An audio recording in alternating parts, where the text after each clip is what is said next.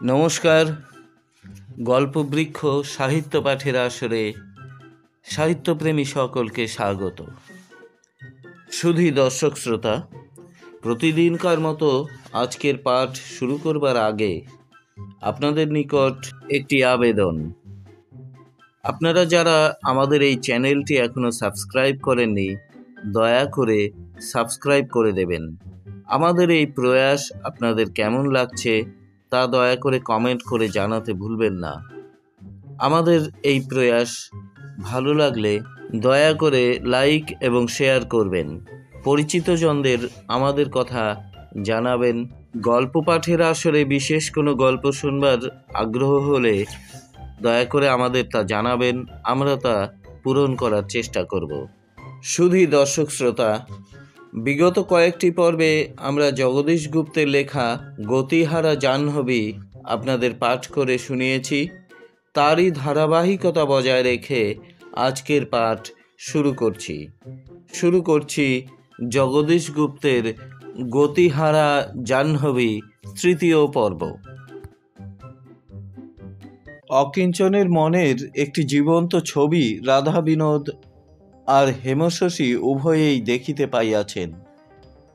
সেখানে সুশৃঙ্খলা বিরাজ করিতেছে না, সৌম্য ভাব তার নাই, সৌষ্ঠব সুবিধার নয়, মোটের ওপর স্থান বড় কঠিন। কিন্তু সে আলোচনা একেবারে বন্ধ। হেমশশী যদি একটু হা করিতে চান, রাধা বিনোদ অমনি তাড়িয়া ওঠেন, চুপ চুপ। হেমশশীর বুক সারা দিনমান উদ্বেগে দুরু করিয়াছে। রাত্রে খাওয়া দাওয়ার পর তাই তিনি জামাইয়ের মেজাজ আরও খানিকটা ঠান্ডা করিবার উদ্দেশ্য লইয়া একেবারে ওপরে গেলেন। সেখানে কি ঘটল তা বিস্তৃত করিয়া বলিবার দরকার নাই। তবে শাশুড়ির অনেকগুলি স্নিগ্ধ, সরস এবং মর্মস্পর্শী বাক্যের উত্তরে অকিঞ্চন পান চিবাইতে কেবল বলিল, সে হবেক্ষণ। এর অর্থ হেমশশী এহাই বুঝিলেন যে আসুক সে, বোঝাপড়া তার সঙ্গে। অকিঞ্চন সমস্ত দিন গম্ভীর হইয়াছিল। বৈকালিক জলযোগের সময়েও বিশেষ বাক্য ব্যয় করে নাই। অর্থাৎ বুঝা গেছে যে ঝড় থামিলেও মেঘ কাটে নাই। তার ওপর ওই হবেক্ষণ শুনিয়া হেমশশী বিষম ভয় পাইয়া নামিয়া আসিলেন এবং কিশোরীকে পুনরায় যার পর নাই সাবধান করিয়া আর শিক্ষা দিয়া ছাড়িয়া দিলেন। ভয়ে ত্রাসে বুক হিম হইয়া সে বেচারি একেবারে শায়েস্তা হইয়া গেল। কিন্তু গোলমাল বিশেষ কিছুই হইল না। মায়ের শিক্ষা মতো কিশোরী অকিঞ্চনের পায়ের ওপর কপাল ঠুকিয়া ক্ষমা চাহিল। তাহাতে দেবতা সন্তুষ্ট হইলেন। সূর্য ওঠে, অস্ত যায়, কিন্তু বাগদিপাড়ার সঙ্গে সূর্যের উদয়াস্তের কেবল খাওয়ার সময়টা আনিয়া দেওয়ার সম্পর্ক। একবার 11টায় ক্ষুধার উদ্রেক আর নিবৃত্তি, দ্বিতীয়বার রাত্রি 8টায়। কাজের দিক দিয়া সংস্পর্শ প্রায়ই নাই। অনাবৃষ্টির দিন দুনিয়া যখন হা করিয়া আকাশের দিকে চাহিয়া থাকে, দুর্ভাবনায় তাহার বুকের রক্ত শুকাইতে থাকে, তখনও বাগদিপাড়া আপন মনেই তার আপন আসনেই ধ্যানস্থ, সেদিকে তার ভ্রুক্ষেপ নাই। তারপর একদিন গুরু গর্জনে বাড়িপাত শুরু হয়। দিকে দিকে হলকর্ষণ, প্রাণান্ত শ্রম চলিতে থাকে। বসুমতীর রুক্ষ অঙ্গ হরিতে হিরণে নয়নাভিরাম হইয়া ওঠে। কিন্তু বাগদিপাড়ার চাঞ্চল্য জাগে না। বাগদিপাড়া নিষ্কাম। সরু একফালি রাস্তা চারিদিকে শাখা ছড়াইয়া বাগদিপাড়ার ভিতর দিয়া চলিয়া গিয়াছে। তার দুপাশে বসতি, শাখাপথগুলি আরও সংকীর্ণ। দুটি লোকের পাশাপাশি দাঁড়ানো চলে না। পল্লীটা বিস্তৃত কিন্তু বৈচিত্র্যহীন, যেন তন্দ্রা আলু। বুড়িটা বসিয়া থাকে। তার লজ্জাবোধ আর দৃষ্টিশক্তি আছে কি নাই, নাতিটি কোলে থাকে, শীর্ণ দেহ শিশু, রোগে ভরা, তবু ঠোঁটে এক ফোঁটা হাসি। উঠানে হাঁস চরে, পথ জুড়িয়া রুগ্ন কুকুরটা পড়িয়া থাকে, পল্লবহীন গাছের তলায় শিশুরা ধুলো ওড়ায়। যেদিকে চাওয়া যায় লক্ষ্মীশ্রী কোথাও নজরে পড়ে না। বাড়ি ঘর, চাল ছাপ্পর, দেয়াল দরজা যেন আর খাড়া থাকিতে পারে না। ওপরে গোঁজা তালি, নিচে ঠেকনো। আর পুরুষেরা বিন্তি খেলে, বিরিঞ্চি, বহু, সুরেন্দ্র, কার্তিক, জপকৃষ্ট প্রভৃতি। জানিত কোনো উপজীবিকা ইহাদের আছে বলিয়া মনে হয় না, অথচ তেলে জলে বেশ মসৃণ নধর দেহ, চুলে সরু পাতা কাটা, কারু তেরি, কারু সিঁথি। শুকনো স্ত্রীলোকটি উঠোনে তালাই পাতিয়া বসিয়া বিড়ি বাঁধে। বিরিঞ্চির সঙ্গে সাদৃশ্য তার কোথাও নাই। বিরিঞ্চি হৃষ্টপুষ্ট দমদমে, কমলা লম্বা আর সরু, পাঁজরের হাড় গোনা যায়। বিরিঞ্চির সঙ্গে তার চুক্তি এই যে বিড়ি বাঁধিয়া যত সে উপার্জন করিবে, খরচ বাদে লাভের অংশ দুজনায় সমান সমান। মূলধন বিরিঞ্চির।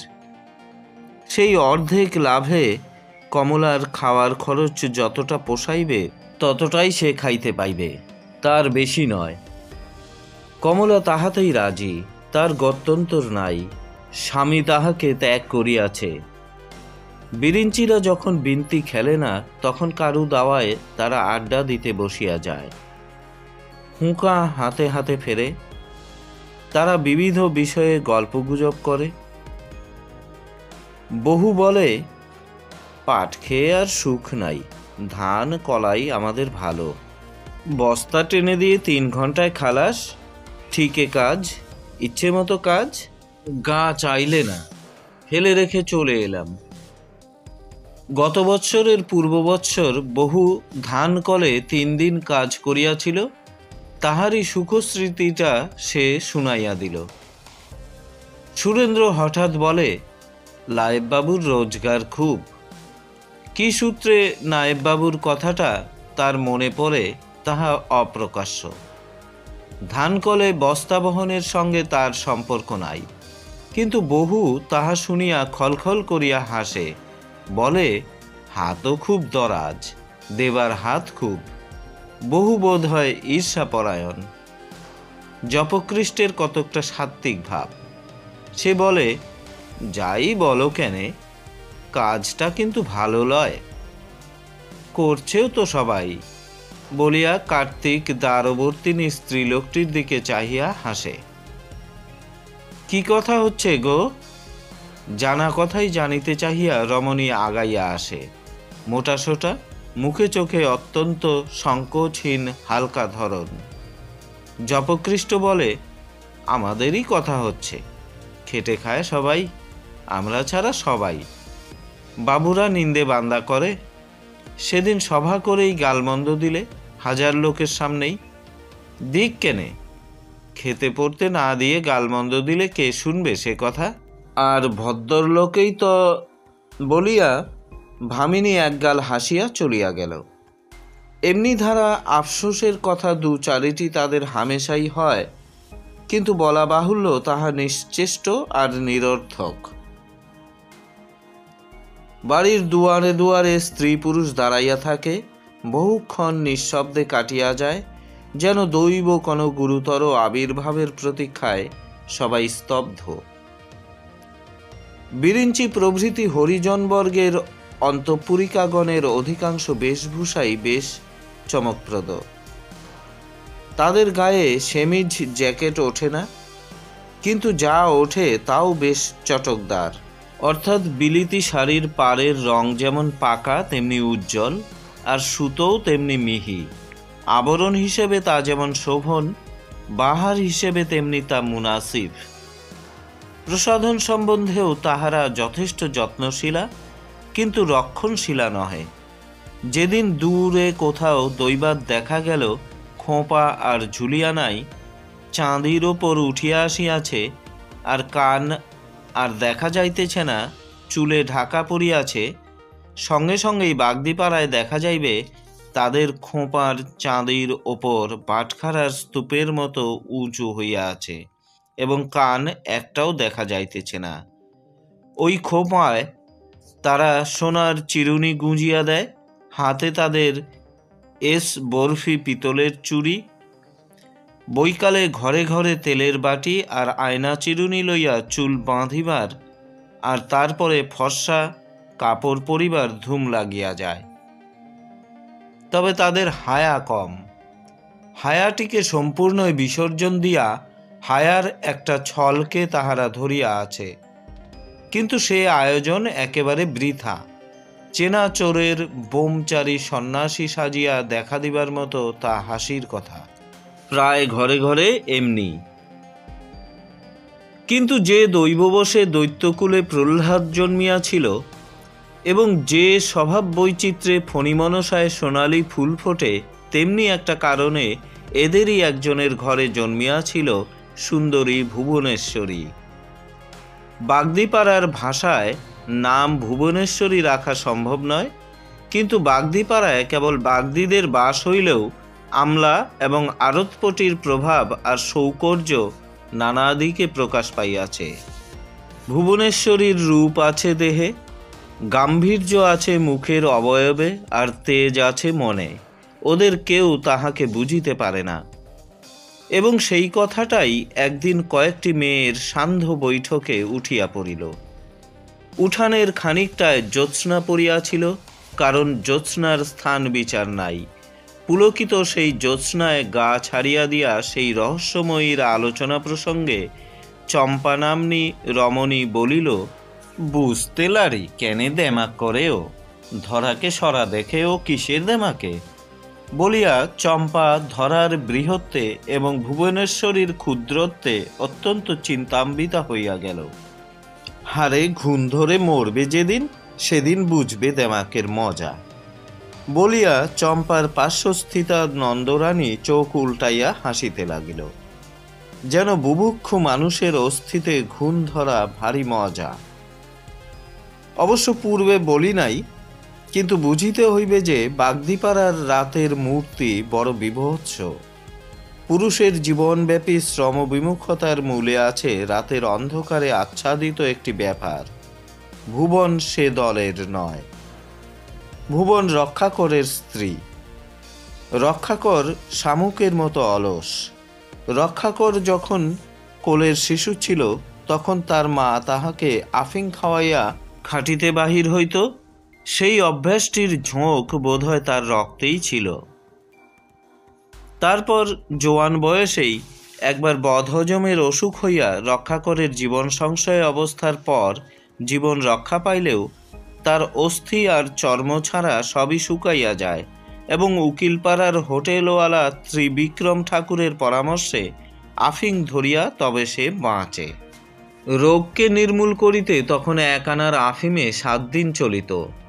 মাত্রা এখন বাড়াইতে হইয়াছে। তবু রক্ষাকর গতর নারে, কিন্তু তাহাতে কুলায় না। তাকে পোষে তার স্ত্রী ভুবন। এই ভুবনের যত ক্লেশ সবই আর্থিক নহে। নিজের পবিত্রতা রক্ষা করিতে গিয়া সে ধাক্কা খাইয়া এক কোণে যেন এক ঘরে হইয়া পড়িয়া আছে। সে যে দলে ভিড়িতে চাহে না, উল্লিখিত দেমাক সেই পবিত্র অনিচ্ছাটার নাম। অন্নদা বলিল, সে কথা মরুগকে, যে যেমন সে তেমন, চিরকালটা তো দেখে আসছি, পর দিলে কবেলা? প্রশ্নের উত্তরে দাসী বলিল, কাল পাঠিয়ে দিয়েছে রেল পেরে। অন্নদা বলিল, আহ্লাদি, রেল পেরে তা যেন কেউ দেখছে না। নন্দরানী বলিল, নতুন কি না? বলিয়া উল্লাসের কারণ ব্যতিরেকেই সে মতির গায়ের ওপর ঢলিয়া পড়িল। মতি বলিল, চোখ দেখে বাবু মজেছে, তাই বলে আমার গায়ের ওপরে কেন?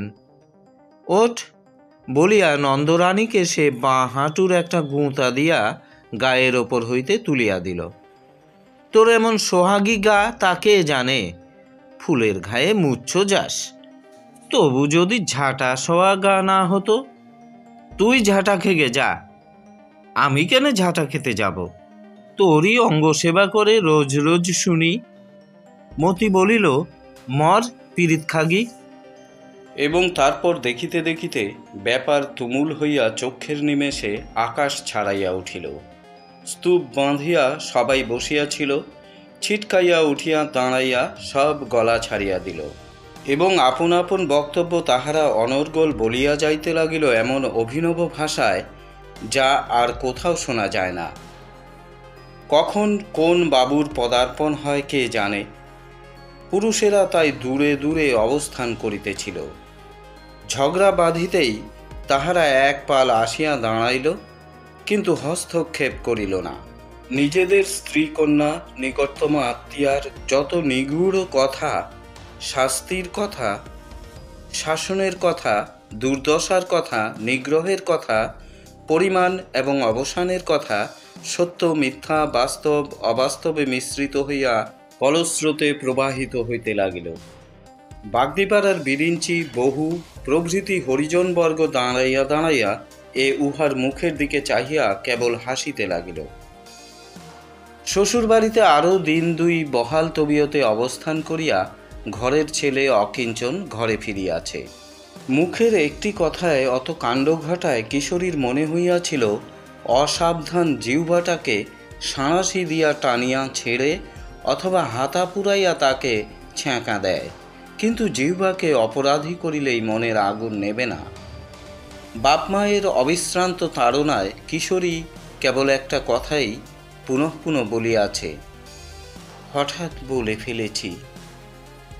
জিহ্বাকে অপরাধী করিলে যেমন মনের দাহ শীতল হয় না, তেমনি হঠাৎ পরিণাম চিন্তা না করিয়া কুকথা বলিয়া ফেলিলে কুকথার অপরাধ লঘু হইয়া যায় না। কিশোরীর মা বলিয়াছিলেন, স্বামী যাই বলুক আর যাই করুক, তুই তার ওপর কথা বলবার কে? কথাটা কি তাহা ওরা জানে না, কিন্তু অধিকার সম্বন্ধে ওই প্রশ্ন করিয়া হেমশশী চোখ দুটিকে এমন পাকাইয়া তুলিয়াছিলেন যে কিশোরী ভড়কাইয়া গিয়াছিল। তারপর জামাইয়ের আদর আপ্যায়ন 16 আনা ছাড়াইয়া 18 আনায় উঠিয়াছিল। অকিঞ্চনও তারপর আর সইয়ের কথা তোলে নাই, ভোলেও নাই, মনে মনে তাহাকে খুঁজিয়াছে এবং আসিবার দিন যাগ্গে অমন সই ইত্যাদি বলিয়া অমন নেশা ধরানো যার চক্ষু, সে সইকে মনে মনে একেবারে সিন্ধু পারে প্রেরণ করিয়া চলিয়া আসিয়াছে। বিবাহের পর প্রথম বর্ষা নাকি নববধূকে পিত্রালয়ে কাটাইতে হয়। অকিঞ্চনও তাই কিশোরীকে সেইখানেই রাখিয়া আসিল এবং আশ্চর্য নয় যে যে ছাপটি সে রাখিয়া আসিল তাহা মুছিবার নয়। মায়ের আদেশ আর ধমকানিতে সন্ত্রস্ত ও কাতর হইয়া কিশোরী স্বামীর কাছে ক্ষমা চাহিয়াছে, কিন্তু ক্ষমা লাভ সে করিল কিনা তাহার উন্মুখ অন্তর তাহা অনুসন্ধান করে নাই। কিশোরীর মনের চারিদিকে হেন নিবিড় একটি তন্তু জাল গড়িয়া উঠিয়াছে, সেটাকে ছিঁড়িয়া ফেলিতে তার ইচ্ছা হয় না।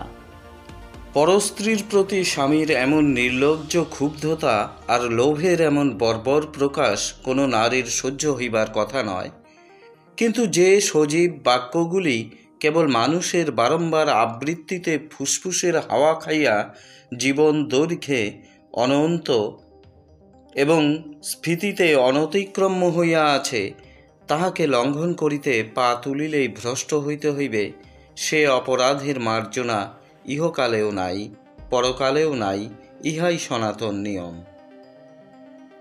কারণ তলায় ক্ষুদ্রতম ছিদ্র থাকিলেই জলের কলসি যেমন অকেজ হইয়া যায়, তেমনি তুচ্ছতম স্থানেও নিয়মকে লঙ্ঘন করিলেই লঙ্ঘনের প্রবৃত্তি সহজ হইয়া নিয়মকে ব্যর্থ করিতে পারে। গ্রন্থি একটুখানি শিথিল করিয়া লইতে পারিলে বাঁধন খুলিয়া ফেলিতে কতক্ষণ লাগে। তবু কিশোরী অকিঞ্চনকে যাহা শুনাইয়াছে অনুচ্চস্বরে উচ্চারিত হইলেও নিতান্ত নিরীহ নির্বিষ সে নয়। অকিঞ্চনের বুদ্ধির দুয়ার একটুখানি খোলা থাকিলেই কাজ হোক আর না হোক কথার ভাবার্থটা যথাস্থানে পৌঁছিত, কিন্তু সে দিকটা চিররুদ্ধ। সূক্ষ্ম কথা বলা বা অপরে বলিলে তাহা বুঝিয়া ফেলা অকিঞ্চনের মগজের দুর্দান্ত দৈত্যরাজ্যে সম্ভব নয়। আমায় তুমি ছুঁয়ো না বলিয়া প্রাণপণে দেহ সংকুচিত করিয়া কিশোরী সরিয়া গেলে অকিঞ্চন সকৌতুকে জানিতে চাহিয়াছিল, অপরাধ? কিশোরীর মনে থাকিলেও মুখে সে বলিতে পারে নাই, তুমি অপবিত্র, আমার অঙ্গ স্পর্শ করিবার স্পর্ধা তোমার কেন হইবে? আনত মুখে সে কেবল বলিয়াছিল, আমি তো তোমার যোগ্য নই। বলিতে বলিতে নিদারুণ অভিমানের অশ্রুতে তাহার কণ্ঠ অচল হইয়া গিয়াছিল। অকিঞ্চন তাহাও মনের কোণেও লক্ষ্য করে নাই। আপাতত যাহা হাতের কাছে আছে তাহাকেই আরও কাছে পাওয়াই সে চূড়ান্ত লাভ মনে করিয়াছিল।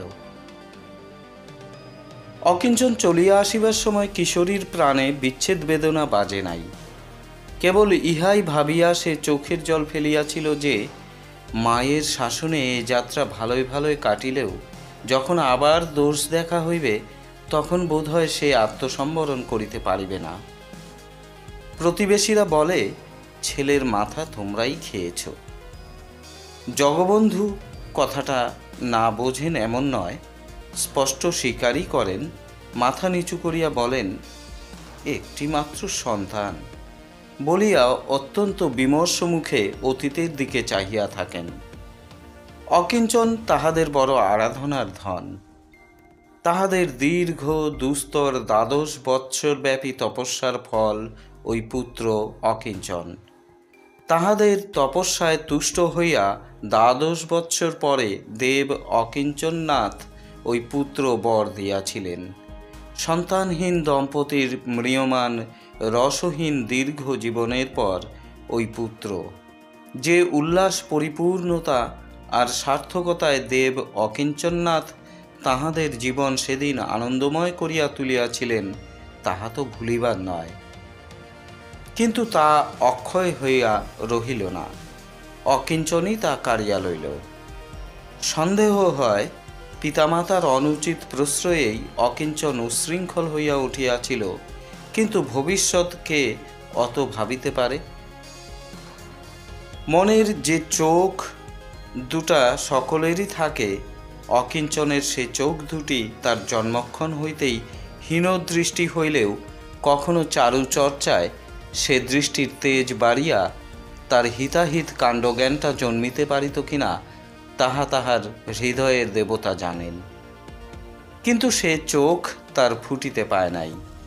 জগবন্ধু সে দলের লোক নন, যাঁরা ছেলের ওপর অরাজক রাজ্য পাতিয়া এমনভাবে শাসনদণ্ড চালনা করেন যেন ছেলের ব্যক্তিত্ব বা মুক্তির নেশা বলিয়া কিছু থাকিতে পারে না। ছেলে যেন বিশেষ করিয়া তাহাকেই বাবা পাইয়া ধন্য হইয়া গেছে। জগবন্ধু সেই দলের যারা ছেলে পাইয়াই ধন্য। অত্যন্ত বাড়াবাড়ির দিনেও অন্য কারণে নয়, কেবল অপমানের ভয়েই পুত্র অকিঞ্চনকে তিনি দু কথা কঠিন করিয়া বলিতে পারিলেন না। ছেলের উৎপাতে আবদারে কখনো আমোদ পাইতেন, কখনো সুখ পাইতেন, কখনো আবার ভ্রুভঙ্গিও করিতেন, অবশ্য নিঃশব্দে, কিন্তু প্রচণ্ড হইয়া তাড়না কখনো করেন নাই। এমনি করিতে করিতে হঠাৎ একদিন অকিঞ্চনের হীনতার শেষ যেন আর চোখে পড়িল না। চোখের দিগন্ত পর্যন্ত ঝাপসা ঠেকিয়া তিনি আকুল হইয়া উঠিলেন, কিন্তু তখন তার অবস্থা যে মাঝির হাতের হাল ভাঙিয়া গিয়াছে তাহারই মতো। নিজে তিনি অসহায়। বাহিরের লোককে ঘরে ডাকিয়া জগবন্ধু অকিঞ্চনের সংশোধনের উপায় নির্ধারণে প্রবৃত্ত হইলেন। তাহার শুভার্থীগণ দিকবিদিক হাতড়াইয়া নয়, হাতের কাছেই অতিশয় সহজ একটি উপায় পাইয়া গেলেন, এবং তাহারই ফলে অকিঞ্চনের বিবাহ হইল এমন একটি মেয়ের সঙ্গে যাহার রূপের তুলনা নাই। কিন্তু যে অস্বাভাবিক রুচি বিকৃতি অকিঞ্চনের এক প্রকার সহজাত, সে নিতান্ত নিঃসম্পর্কিত ব্যক্তিটির মতো সেদিকে একবার চোখ ফিরাইয়া তাকাইয়া দেখিল কেবল, ছাড়িয়া দিল না। বলা বাহুল্য, জগবন্ধু বাল্যবন্ধু বৈবাহিকের নিকট এইসব ঘরোয়া কথাগুলি গোপন করিয়াছিলেন। তা করিবেনই। বিবাহ দিতে বসিয়া বিবাহের পাত্রকেই আপন পুত্রকেই কে আর উদ্ঘাটিত করিতে চায়? বাল্যবন্ধু হিসাবে কাজটা বিশ্বাসঘাতকতার কাজ হইয়াছিল কিনা সে বিষয়ে সন্দেহ একটা ছিলই, বরাবরই ছিল। তার ওপরে বিবাহের পরও পুত্রের মতিগতির পরিবর্তন হইল না দেখিয়া তাঁর অন্তরাত্মা যন্ত্রণা বোধ করিতে লাগিল, এই আশঙ্কায় যে কথাটা বৈবাহিকের কানে গেলে বাল্যবন্ধু হিসেবে বিষম চক্ষুলজ্জায় হয়তো কৈফিয়তের দায়েই পড়িয়া যাইতে হইবে। জগবন্ধু যখন তখন স্ত্রীর কাছে আসেন, ধন্না দিবার মতো করিয়া বসিয়া থাকেন এবং তাঁর মুখ চোখে ক্রোধ, উৎকণ্ঠা আর অনুশোচনা একটা অদ্ভুত মিশ্রিত আকারে ফুটিয়া থাকে। কিন্তু যতই আলোচনা তারা করুন, নিষ্কৃতির কোনো উপায়ই চোখে পড়ে না। কেবল ঘন ঘন নিঃশ্বাস ছাড়েন আর চুপ করিয়া ভাবেন। এত ভাবিয়া যে উপায়টি বাহির করা হইয়াছিল তাহাও কাজে লাগিল না। বালির বুকে ফুলের বীজ ফেলিবার মতো তাহা অকাজে দাঁড়াইয়া গেল। সুন্দরী কন্যার সঙ্গে বিবাহ বন্ধন বলিয়াই অকিঞ্চন মনে করিল না। অকিঞ্চন পূর্ববৎ রাত 12টায় বেড়াইয়া ফেরে। জগবন্ধু তাহাকে বৈঠকখানায় ডাকেন, বলেন, কোথায় ছিলি এত রাত অবধি? প্রশ্ন করিয়া তিনি চোখ দুটাকে যেন টানিয়া টানিয়া তুলিয়া রাখেন। প্রশ্নেরই লজ্জায় যেন তাঁর চোখ নামিয়া পড়ে। অকিঞ্চন দিব্য সহজ গলায় বলে, এই বেড়াচ্ছিলাম এদিক সেদিক। কেন? এতক্ষণ বসিয়া বসিয়া উষ্ণ, শীতল, কঠোর, কোমল যত কথা জগবন্ধু বলিবেন বলিয়া মনে মনে সাজাইয়াছিলেন, অকিঞ্চন কারণ জিজ্ঞাসা করিতেই তা সব ছড়াইয়া যায়, খেই মেলে না। তবু লজ্জার মাথা খাইয়া চোখ নামাইয়া তিনি বলিয়া যান, ভালো হ, তুই তো ভদ্র সন্তান, আমাদের একমাত্র সন্তান আর অবলম্বন তুই। তোর মুখ চেয়েই আমরা আছি, তা কি তুই সত্যিই বুঝিস নে? বিয়ে দিয়েছি। বলিতে বলিতে মুহূর্তেকের জন্য তাহাকে থামিতে হয়। পুত্রবধূর অনুপম সৌন্দর্য আর অন্তরের ব্যথাটা মনে পড়িয়া একটা শ্বাস কাঠিন্য যেন অনুভব করেন। পুনরায় বলেন, শ্বশুর শুনলে কি মনে করবেন? বড়ই ঘৃণার কথা হবে। এ সংসার তো একা তোরই, তুই বুঝে না চললে আমাদের। বলিতে বলিতে জগবন্ধু চোখ তুলিয়া দেখেন অকিঞ্চন কখন চলিয়া গেছে। তিনি এতক্ষণ শূন্যের উদ্দেশ্যে বকিয়া মরিতেছিলেন। চক্ষু তার জলভারাক্রান্ত হইয়া ওঠে। মা, খাবার দাও বলিয়া হাঁক ছাড়িয়া অকিঞ্চন গিয়া দাঁড়ায়। খাবার দিয়া মা কাছে বসেন।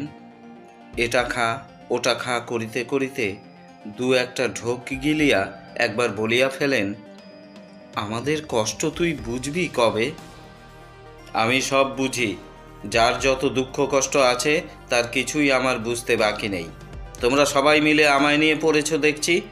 বাবাও যেন কি সব বলছিলেন, শুনিওনি ভালো করে বলিয়া মায়ের মুখের দিকে চাহিয়া অকিঞ্চন হা হা করিয়া হাসে। তার হৃদয়হীন হাসির সম্মুখ হইতে মা উঠি উঠি করিয়াও উঠিতে পারেন না। বিষে যেন তার সর্বাঙ্গ অবশ হইয়া আসে। অকিঞ্চন বিছানায় উঠিতে গিয়া দেখিল কিশোরীর পত্র আসিয়াছে। দেখিয়া অকিঞ্চন আপন মনেই বলিল, বিদ্যার্ণব ঠাকুর, চিঠি লেখা হয়েছে। পরিষ্কার হস্তাক্ষর, গোটা গোটা লেখা, উচ্ছ্বাস নাই, অত্যুক্তি অতিরঞ্জন নাই। কিন্তু অকিঞ্চন তার কোনো সৌন্দর্যই লক্ষ্য করিল না। কেবল তার হাসি হাসি পাইল শেষের দিকটায়। শেষে লেখা আছে, আমার সকল অপরাধ ক্ষমা করিও। ক্ষমার কথায় অকিঞ্চন হাসিতে লাগিল। অপরাধই খুঁজে পেলাম না, তবে নেহাতি যদি করে থাকো, আর নাই ছাড়ো, তবে ক্ষমা না হয় করা গেল। শুনিতেও অদ্ভুত, কিন্তু সত্য কথা এই যে কিশোরীর মাই কিশোরীকে দিয়া পত্র লিখাইয়াছিলেন। অনেক স্থানে ভাষাও তাঁরই, ক্ষমা প্রার্থনাটা তাঁরই ধমকে কিশোরী বসাইয়া দিয়াছিল। কাজেই উত্তর কি আসে দেখিবার জন্য তিনি সর্বাগ্রে উদ্গ্রীব হইয়াছিলেন। উত্তর আসিল, তোমার পত্র পেলাম। আমার পত্র লেখার সময় খুব কম, কাজেই বেশি কিছু লেখা হয়ে উঠল না। পত্র পড়িয়া মায়ের দিকে চাহিয়া কিশোরী খুশি হইল, যেমন তেমনই হইয়াছে। থাবা মারিয়া মেয়ের হাত হইতে কাড়িয়া লইয়া হেমশশী এক নিঃশ্বাসে চিঠির আদ্যন্ত পড়িয়া ফেলিলেন এবং দ্বিতীয় নিঃশ্বাস ফেলিবার পূর্বেই তাঁর মুখের ওপর আশাভঙ্গের কালো একটা ছায়া পড়িল। হৃদয়ে হৃদয়ে সংযোগের স্থলটা তাঁর চোখে পড়ে নাই। তাঁদের আমলেও স্বামী স্ত্রীর পত্র বিনিময়ের রেওয়াজ ছিল। তারপর পাড়ার মেয়েদের ফিসফিস কথা আজ পর্যন্ত অনেক তার কানে গেছে। চিঠিও দু একখানা হাতে না পড়িয়াছে এমন নয়, কিন্তু সে চিঠি এমন নয়, অন্তরের সে পুলক ইহাতে নাই। কোরকের চতুঃপ্রান্তে আলোকমণ্ডল, তাহারই কম্পিত হিল্লোলের মাঝে কোরকের দলবিস্তার চলিতেছে। তাহার ইঙ্গিতে তিনি অন্য চিঠিতে দেখিয়াছেন, মনে মনে তা দেখাও আনন্দ, একটা সার্থকতা, কিন্তু তার বার্তা এ চিঠিতে নাই। হেমশশী কন্যার মুখের দিকে চাহিলেন, সেখানেও নাই। হেমশশী একটা নিঃশ্বাস ফেলিয়া চিঠিখানা মেয়ের হাতে দিলেন। পাঁজির ধর্ম পালন করিয়া, অর্থাৎ প্রথম বর্ষা পিত্রালয়ে কাটাইয়া, কিশোরী শ্বশুর শাশুড়ির পায়ের ধুলা লইয়া দাঁড়াইল। যেন সে নয়নের মণি, যেন সে হারা নিধি, আরাধনার ধন ফিরিয়া আসিয়াছে। এমনি সবেগে দুই বাহু বাড়াইয়া জগবন্ধু ও কাত্যায়নী পুত্রবধূকে যেন মাথায় তুলিয়া লইলেন। পুত্রের হস্তে আহত হইয়া তাহাদের বাৎসল্য বধূকে আশ্রয় করিয়া জুড়াইতে চাহিতেছে। কি পুত্রকে পঙ্ক হইতে উদ্ধার করিবার শক্তি যদি কাহারও থাকে, তবে কেবল এই মেয়েটেরই আছে। কি এমন মেয়ে এমন ছেলের হাতে আনিয়া দিয়াছেন, তাহারই অনুশোচনায় কিংবা অন্য কি কারণে তাহাদের অন্তরের মিলনানন্দ আজ এমন করিয়া ফুলিয়া ফুলিয়া দুলিয়া কুলপ্লাবী হইয়া দেখা দিল, তাহা তাহারাই জানেন। কিন্তু অকিঞ্চন সেদিনও বেড়াইয়া ফিরিল রাত সেই 12টায়। কিশোরী ঘুমে ঢুলিয়া ঢুলিয়া পড়িতেছিল। কাত্যায়নী নিজের ঘুম ভুলিয়া তাহাকে কথায় কথায় অন্যমনস্ক রাখিয়া ঠেলিয়া ঠেলিয়া সজাগ রাখিতেছিলেন। ছেলে আসিতেই তিনি উঠিয়া গেলেন, চোখে জল দাও বৌমা। অতঃপর স্বামী স্ত্রীতে নির্জনে মিলন হইল। তোমার সেই ডুমুরের ফুল সইয়ের খবর কি?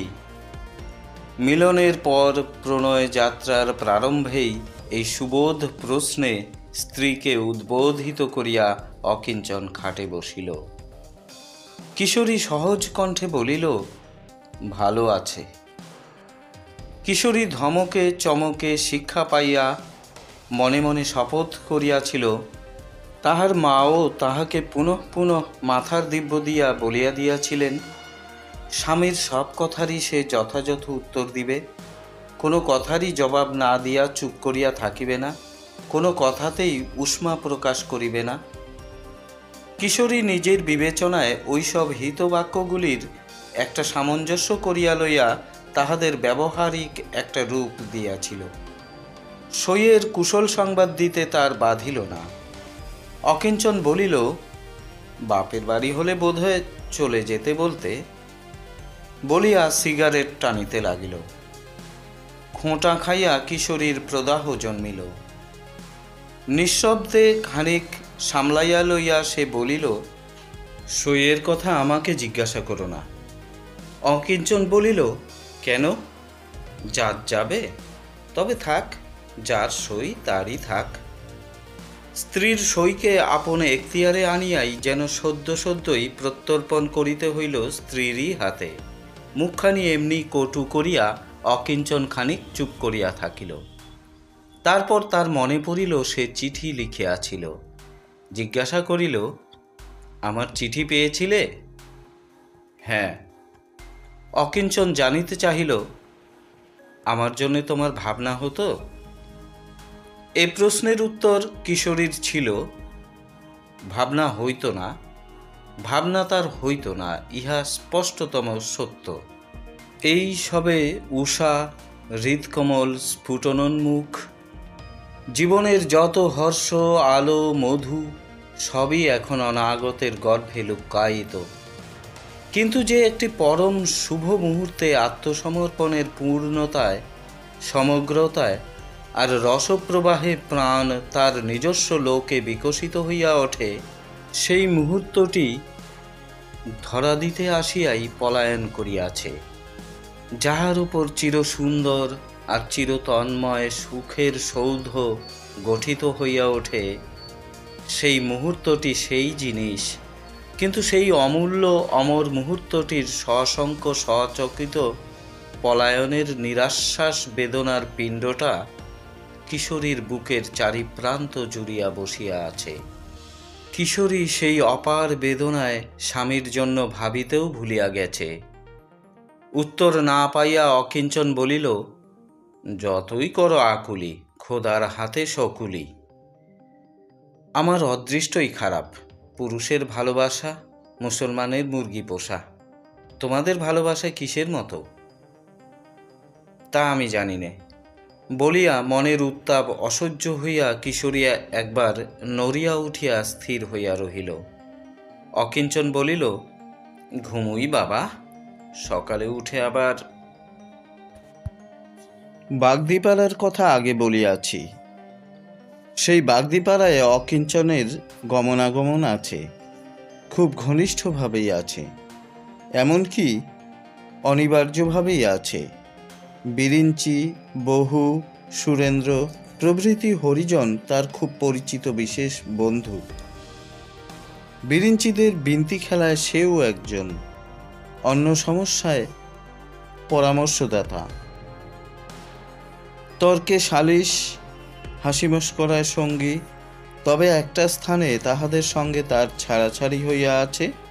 ওদের হুঁকো সে টানে না। হুঁকোর ওপর হইতে তুলিয়া লইয়া পত্র ঠোসে কলকে টানে। ললনাগণও তার সবিশেষ পরিচিত। অধিকাংশেরই নাম, বয়স প্রভৃতি অকিঞ্চনের জানা আছে। লণ্ঠনের আলোয় বসিয়া বিন্তি খেলা চলে। বিক্রম বলে, বাবু খেলেন ভালো, চোস্ত হিসেব। উদয় বলে, লেখাপড়া জানেন যে, আমাদের মতো মূর্খ তো লয়। অকিঞ্চন খামখাই গরম হইয়া বলে, আরে লে থাম, আর আমরা গেছে করতে হবে না, জানা আছে। কি জানার সে বড়াই করে তা সেই জানে, কিন্তু জানা তার কিছুই নাই। সে যে ইহাদের কাছেই কত হেয় তাহা তার জানা নাই। কি মন লইয়া তাহাকে তারা ভালো ভালো করে তাহাও তাহার জানা নাই। না বাবু, আমরা গেছে করব কেনে? লেখাপড়া জানা লোকের ধরন বুদ্ধি আলাদা, খেলাতেই বলুন আর নোচ্চামিতেই বলুন। বলিয়া উদয় হাসিয়া বিক্রমের গায়ে চিমটি কাটে। খেলিতে খেলিতে ভূষণ বলে, চালের দর জানেন বাবু? অকিঞ্চন কান দেয় না। বিরিঞ্চি চোখ মটকাইয়া বলে, চাল তো আবগারি জিনিস লয় যে বাবু নিজে তার খোঁজ রাখবেন। সম্ভ্রম জ্ঞানটা মানুষের নিজস্ব সম্পদ। শিকারী পশু কি ভারবাহী জানোয়ারের তা নাই, আর নাই অকিঞ্চনের। আনন্দের ক্ষেত্রটা বড় সীমাবদ্ধ। এই ক্লেশটাই মাঝে মাঝে দুঃসহ হইয়া অকিঞ্চনের আমোদ আহ্লাদ বড়ই বিস্বাদ লাগে। এই পাড়াটা ছিল তাই রক্ষা, নতুবা মরুভূমিতে পড়িয়া বালি চাটিয়া মরিতে হইত। তবুও ইহারা যেন যথেষ্ট নয়, তাই ইহাদের ওপর মাঝে মাঝে তার রাগ হয়। অকিঞ্চন বলে, বাবা, ভালো লাগা নিয়ে কথা। কথাটা ছোট, শেষও হয় ওইখানেই, কিন্তু কথাটা দুদিক দিয়াই ঠিক, ভালো লাগা লইয়াই কথা। অকিঞ্চনের রুচিতে ইহারা ভালোই, আবার মেয়েদেরও অকিঞ্চনকে বেশ ভালো লাগে। তার কণ্ঠ যেন মনের ক্ষেত্র মর্দিত করিয়া বিচরণ করে। এমনি তা উচ্চ, প্রগল্ভ আর প্রাঞ্জল, অন্তর যেন বাহু মেলিয়া ধরিতে আসে। ওরা মনে মনে ভাবে খেপা, ভাবিয়া যেন ভালোই লাগে, তাই কলকণ্ঠে হাসে। কেহ ঘেঁষিয়া আসে, কেহ মন লুটাইয়া দিয়া আগাইয়া আসে, কেহ কেবল তাকাইয়া থাকে। অকিঞ্চনের বাজে খরচ মাসে 30-32। এমনি করিয়া অভ্যস্ত অবাধ পথে অকিঞ্চনের দিন অকাতরে চলিতে পারিত। কিন্তু মুশকিল হইল বিবাহ করিয়া। বিবাহ সম্বন্ধে অর্থাৎ স্ত্রীর সম্বন্ধে অকিঞ্চনের মনোবিকার নাই, বিন্দু মাত্রও নাই। তবু একটু তারা যেন না থাকিয়াও আছে। ফিরিতে রাত 12টা হইলেও অকিঞ্চনের মনে হয় বাধ্য হইয়াই সকাল সকাল তাহাকে ফিরিতে হইতেছে। চাপা গলায় মা যাহা বলেন তাহার উত্তর তার দেখাদেখি অর্থাৎ বধূকে গোপন করিয়া চাপা গলাতেই দিতে না হইলেও কোথাকার একটা নিষেধের অনুভূতি যেন একটা স্থানে রহিয়াছে।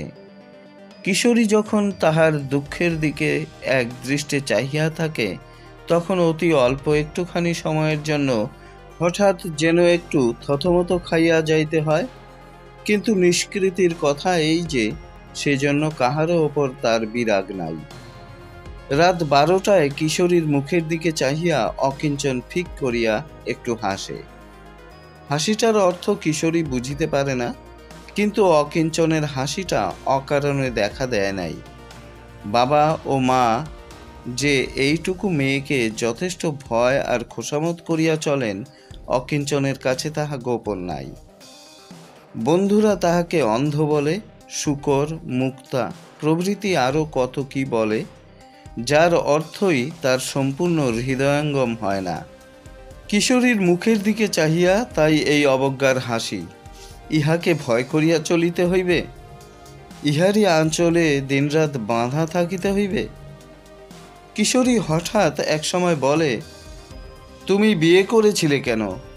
অর্থাৎ যদি নিষ্ঠা জন্মিবে না জানিতে, তবে এ বিড়ম্বনা সহ্য করিতে গিয়েছিলে কেন? অকিঞ্চন বলে, বোধহয় ঠিকই বলে, বাবাকে জিজ্ঞেস করো, তিনি আমার বিয়ে দিয়েছিলেন। পুনরায় বলে, বিয়ে করেছিলাম কেন? হাসালে বাপু। অকিঞ্চনের আরও একটা মুশকিল বাঁধিল, এবং সেইটাই চরম সাংঘাতিক। বাগদিপাড়ার ভুবনের কথা সে শুনিয়াছিল, অর্থাৎ ভুবন আছে বলিয়া জানিত, কিন্তু তাহাকে স্বচক্ষে দেখিবার সুযোগ তার ইতিপূর্বে ঘটে নাই। দেখিবার লালসাও তার জন্মে নাই, কারণ চোখের আড়ালে যে রহিয়াছে তাহাকে কল্পনা করিয়া লইতে হয়। সম্মুখে যাহা রহিয়াছে তাহাকে অতিক্রম করিয়া অনুপস্থিত সত্তাকে মূর্তি দান করা অকিঞ্চনের সাধ্য নয়। কিন্তু নেহাত দৈবাৎ ভুবন অকিঞ্চনের চোখে পড়িল, এবং ভুবনকে তাহার মনেও ধরিল, এবং একেবারে সোজা মনে ধরার কথাটা প্রকাশ করিয়া দিতেই বাগদিপাড়ায় ঢাকে ঢোলে সারা পড়িয়া গেল। সারা পরিবার ব্যাপার কিছু নয়, কারণ মূলত কথাটা নতুন নয়। সারা পরিবার কারণ ছিল অন্যত্র। বিরিঞ্চি, বহু প্রভৃতি পুরুষ এবং চম্পা, পাঁচি প্রভৃতি নারী যেখানে যে ছিল, কেহই শিহরিয়া উঠিল না, বরং হোঁচট খাইয়া চলিতে চলিতে হঠাৎ সোজা হইয়া দাঁড়াইতে পারিল। এমনি স্ফূর্তি। দেমাকি ভুবনের দেমাক ভাঙিতে হইবে, তাহাকে দলে ভর্তি করিয়া লইতে হইবে। কিন্তু ভুবন সে মেয়ে নয়, আর সে নিঃসহায় নয়, তার স্বামী বিদ্যমান।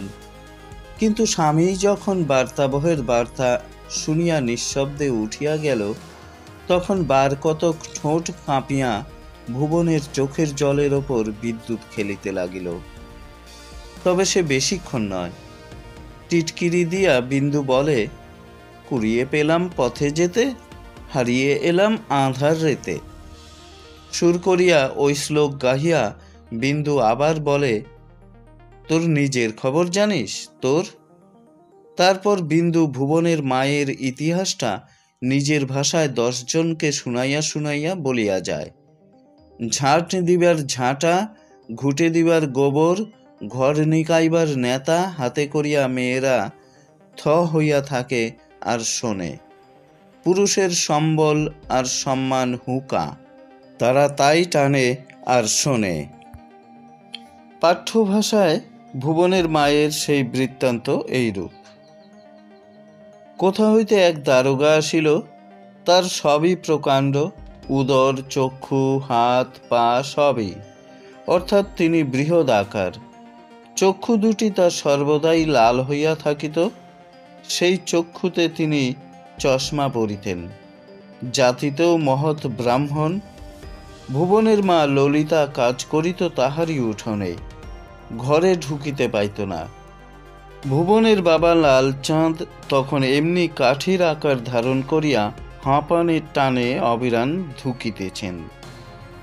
কিছুদিন যাইতেই লালচাঁদের চোখের সামনে একটি রহস্য উদ্ঘাটিত হইয়া গেল। যাহাকে কাছে পায় তাহাকেই বলে, ওরে দেখেছিস? সে বলে, কি বলছো? বউয়ের বলিয়াই লালচাঁদ হাঁপানির টানে বুকে বালিশ চাপিয়া ধরে। লালচাঁদ কি বলিতে চায় তাহা কেহই বুঝিতে পারে না, কিন্তু একদিন সবাই বুঝিতে পারিল।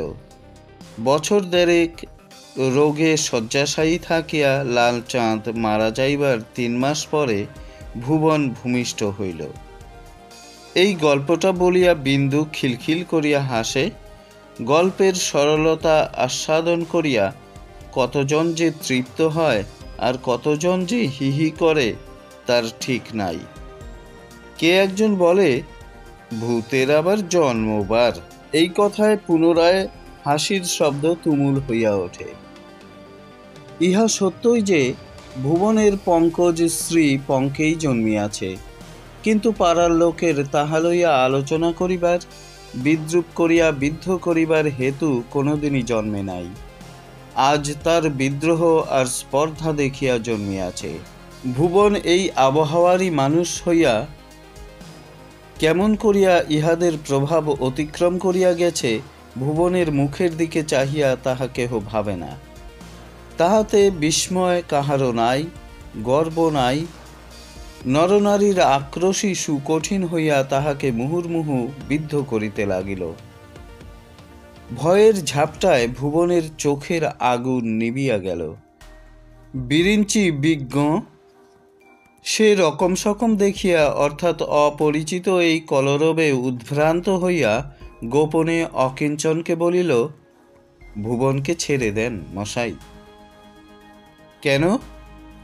বিরিঞ্চি সহসা প্রশ্নের জবাব খুঁজিয়া পাইলেন না। নগদ মূল্য হাতে করিয়া আনিয়া তাহাদের রমণীকে যাচ না করিয়া দাঁড়াইলে প্রার্থীকে কেন ফিরাইয়া দিতে হইবে তাহার যেন সাক্ষাৎ সত্য কোনো কারণ থাকিতে পারে না। অনিচ্ছুককে পীড়ন করিয়া আনন্দ পাওয়া যাইবে না, মাত্র ইহাই ছিল বিরিঞ্চির বক্তব্য। বলিল, থাক, তার ইচ্ছে নেই। যদি হাঙ্গামা করে তখন আপনাকে পালাতে হবে। অকিঞ্চন জানিতে চাহিল, তার স্বামী কি বলে? বিরিঞ্চি হাসিয়া বলিল, সে কিছু বলে না। ভুবনের স্বামী আফিমের ঘরে একেবারে নির্বাক। ভুবন স্বামীকে ভালোবাসে কিনা তাহা বলা যায় না। স্বামীকে সে পরম গুরু এবং অচলা স্বামী ভক্তিকেই সে পরকালের একমাত্র পাথেয় জ্ঞান করে কিনা সে বিষয়ে সন্দেহ থাকিলেও থাকিতে পারে। কিন্তু ইহা সত্যই যে একটা সহজ বোধে তার এই জ্ঞানটা উজ্জ্বল হইয়া আছে যে পরপুরুষের কাছে যাইতে নাই, এবং এই কারণেই স্বামীকে একেবারেই অগ্রাহ্য বাতিল করিয়া দিয়া তাহার সঙ্গে ইহা লইয়া কলহ করিবার প্রবৃত্তিও ভুবনের নাই। অকিঞ্চন বলিল, তোরা কি বলিস? বিরিঞ্চি বলিল, থাক বাবু। তবে থাক বলিয়া অকিঞ্চন বোধ হয় তখনকার মতো নিরস্ত হইল। কিন্তু ব্যাপার ঘটিল অন্য দিক দিয়া। অকিঞ্চন যাহা কখনো ভাবে নাই তাহাই ঘটাইয়া দিল তাহারই বান্ধবীরা। মেয়েগুলির কেমন একটা জিদ পড়িয়া গেল। অকিঞ্চন পিছাইয়া গেলে কি হয়, আগাইয়া গেল মেয়েরা। তাহাদের মনে হইল ভুবন যেন তাহাদের ওপর জয়ী হইয়া যাইতেছে, যাইতে দেওয়া হইবে না। এইটুকু বড় চমৎকার। সুন্দরের ওপর কুৎসিতের এই আক্রোশের জন্মভূমি পরাজয়বোধটিকে মানুষ যে অন্ধতায় ভুলিয়া থাকে, সেই অন্ধকার কাটিতে বড় বেশি সময় লাগে না, ঝম করিয়াই কাটে, আর জ্বলন্ত একটা দাহ রাখিয়া যায়। অকিঞ্চনের মা রাত্রে রান্না চাপাইয়াছেন, কিশোরীকে তিনি কাছে ডাকিয়া লইয়াছেন। সে তাঁর হাতের কাছে বসিয়া মাল মশলা যোগাইয়া দিতেছে। আর একটু নুন দি, ধনেপাতা বাটা এইটুকুতেই হবে ইত্যাদি প্রশ্ন করিয়া কাত্যায়নী কিশোরীকে প্রকারান্তরে শিক্ষা দিতেছেন। এমন সময় উঠান হইতে ডাকিল, মা। অপরিচিত নারীকণ্ঠের ডাক শুনিয়া কাত্যায়নী বাহির হইয়া আসিলেন। চাঁদের আবছায়া আলোয় মূর্তিটি দাঁড়াইয়া ছিল। কাত্যায়নী তাহাকে প্রশ্ন করিলেন, কে তুমি? মেয়েটি বলিল, আমায় তোমরা চেনো না মা, আমি বাগদিপাড়ার। বলিয়া মেয়েটি চোখ মুছিতে লাগিল। কিশোরী আসিয়া শাশুড়ির পাশে দাঁড়াইয়াছিল। মেয়েটি কাঁদিতে কাঁদিতেই জিজ্ঞাসা করিল, এ বউটিকে? কাত্যায়নী বলিলেন, আমার বেটার বউ। তারপর তিনজনেই নিঃশব্দ।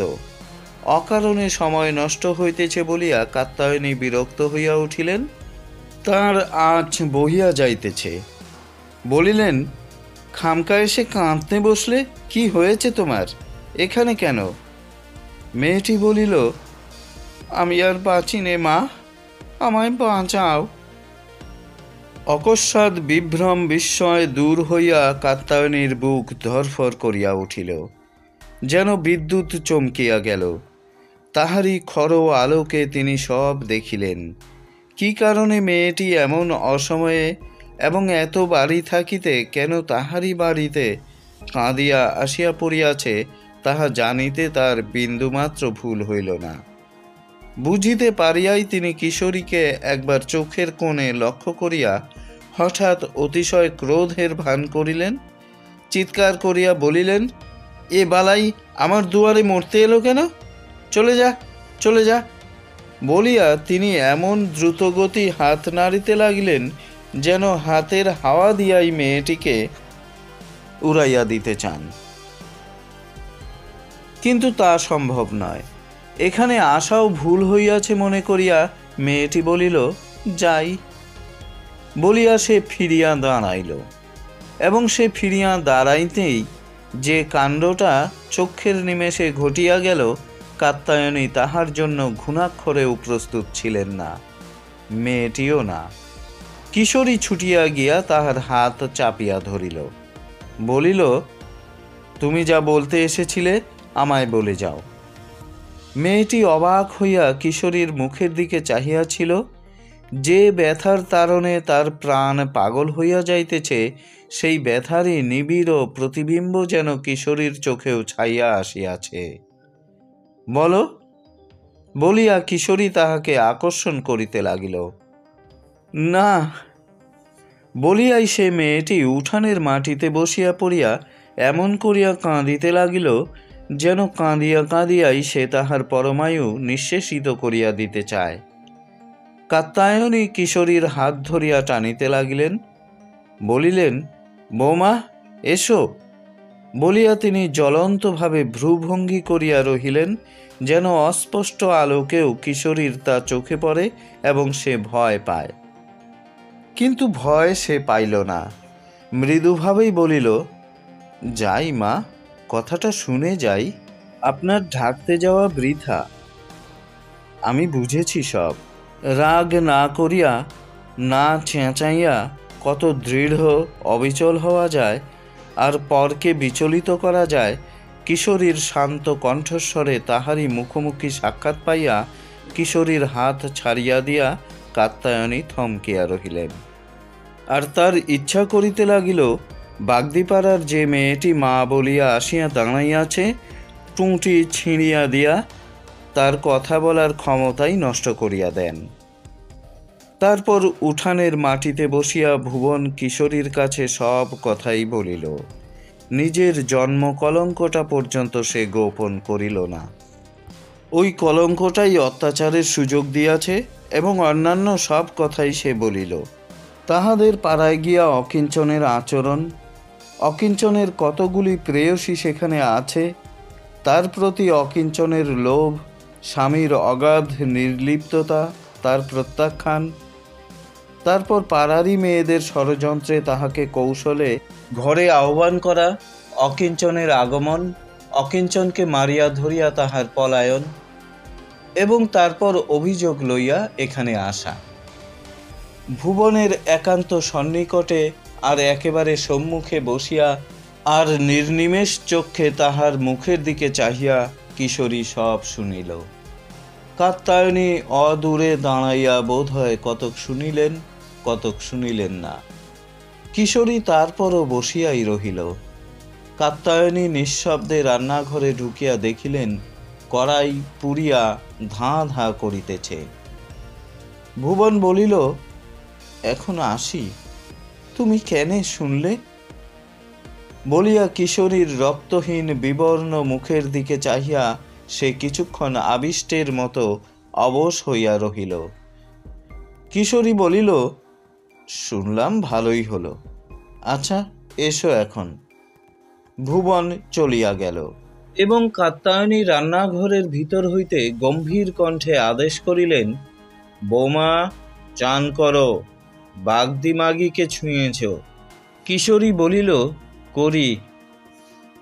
তারপর মনে হইল তার বলে, জননী, কতবার কত জলে স্নান করিলে তোমার পুত্র শুচি হইতে পারে? কিন্তু বলিল না, বলিল না ঘৃণা করিয়া, বাক্য ব্যয়ের অরুচিতে। ইহার পর বাড়ির আবহাওয়া থমথম করিতে লাগিল। বলির পর জীবটির মুন্ড আর দেহ যেমন বিচ্ছিন্ন হইয়া যায়, এই পরিবারের ভিতর হইতে তেমনি বিচ্ছিন্ন হইয়া কিশোরী গিয়া শয্যায় আশ্রয় লইল। কাত্যায়নীর ক্রোধ অগ্নির মতো নিঃশব্দে দপদপ করিতে লাগিল। জগবন্ধু পশ্চাৎ বিবরণ জ্ঞাত হইয়া টাকে হাত দিয়া দাঁড়াইয়া রহিলেন। ভুবন নালিশ করিতে তাদের বাড়ি গিয়াছে শুনিয়া সে রাত্রে অকিঞ্চন বাড়ি আসিল না। অবশ্য বাড়ির কাহারও ভয়ে নহে, বাড়ি বলিয়া সুখের একটা বিঘ্ন রহিয়াছে এই রাগে। তার পরের দিনও তার পাত্তা পাওয়া গেল না। তৃতীয় দিনে যখন সে দেখা দিল তখন ব্যাপার কতক চুকিয়া গেছে, অর্থাৎ কিশোরী তখন পিত্রালয়ে। পুরা 2 দিন কিশোরী কিছুই খায় নাই। প্রাণী একটা না খাইয়া সম্মুখেই মরে দেখিয়া জগবন্ধু তাড়াতাড়ি তাহাকে বাপের বাড়িতে পাঠাইয়া দিয়াছেন। কিন্তু ছেলের দিকে চাহিয়া তিনি মুখে ভর্ৎসনা করা দূরে থাক, ভালো করিয়া অর্থাৎ মন যেমন চায় তেমনি করিয়া বাক্যটি করিতেই সাহস পাইলেন না। কাত্যায়নী কিছু বলিলেন না। বধূ চলিয়া গেল। আসিবে কিনা সে বিষয়ে সম্পূর্ণ নির্লিপ্ত হইয়া রহিলেন। কিন্তু জগবন্ধুকে একটু বিচলিত দেখা গেল। তিনি পুত্রবধূকে যথার্থই স্নেহ করিতেন। তাহার মনে হইতে লাগিল তিনি পুত্রের পিতা হিসেবে যতটা অসহায় বধূর কাছে ঠিক ততটা অপরাধী। তাঁর আরও মনে হইতে লাগিল বধূ তাহাদের সংস্রব ত্যাগ করিয়া যতদিন দূরে দূরে থাকিবে তাহার অপরাধের পরিমাণ তত বাড়িবে। সুতরাং জগবন্ধু নিশ্চেষ্ট থাকিতে পারিলেন না। নিজেরই অপরাধ খালনের জন্য পুত্রবধূকে আনিবার প্রস্তাব করিয়া বৈবাহিককে এক পত্র লিখিয়া দিলেন। কিন্তু তিনি ভাবেন নাই যে তাহার প্রাণের আকুলতা, যাহা তিনি পত্রে প্রকাশ করেন নাই বলিয়া অদৃশ্য, তাহা এমন নির্মমভাবে লাঞ্ছিত হইবে। বৈবাহিকের জবাব যাহা তিনি পাইলেন তাহা এই, আমার কন্যা বিধবা হইয়াছে, এমন কঠিন কথা আমি লিখিতে পারি না। তবে আমি মনে করিতে পারি এবং আপনাকেও জানাইতে চাই যে আমি তার বিবাহ দিতে পারি নাই। শুধুই দর্শক শ্রোতা, আজকের পাঠ এ পর্যন্তই। পরবর্তী পর্বে গতিহারা জাহ্নবীর শেষ অংশটুকু আপনাদের শোনাতে আবার হাজির হব। ততক্ষণ পর্যন্ত আপনারা সবাই সুস্থ থাকুন, ভালো থাকুন। চলতে থাকুক গল্প বৃক্ষ সাহিত্য পাঠের আসর। আর হ্যাঁ, দয়া করে আমাদের চ্যানেলটি সাবস্ক্রাইব করুন। ধন্যবাদ।